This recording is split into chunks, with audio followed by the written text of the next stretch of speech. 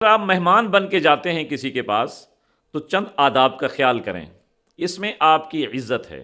مثلا جو کھانا کھانا ہو، جس وقت کھانا ہو، اور جتنے دن رہنا ہو، وہ آپ سارا بتا دیں تاکہ اس کو بعد میں کوئی پریشانی نہ ہو۔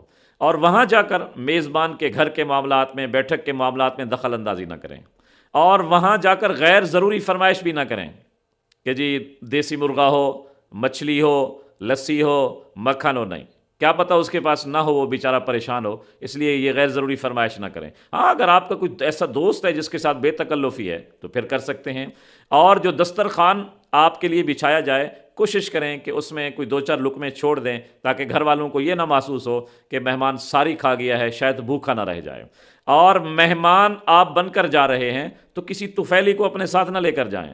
اس کو تو آپ نے بتایا میں 1 یا 2 آدمی آ رہے ہیں اور آپ 5 آدمی لے گئے، تو کسی طفیلی کو نہ ساتھ لے جائیں۔ اور وہاں آپ کسی کے دسترخوان پر بیٹھ کر کھانا کھا رہے ہیں، کوئی اور آپ کا دوست آ گیا، آپ نے وہ اس میں سے چیز اٹھا کر اس کو دے دی، یہ آپ کے لیے جائز نہیں ہے۔ یا اس کو آپ نے صلح مار دی کہ آئیں آپ کھانا کھائیں، یہ آپ کے لیے جائز نہیں ہے۔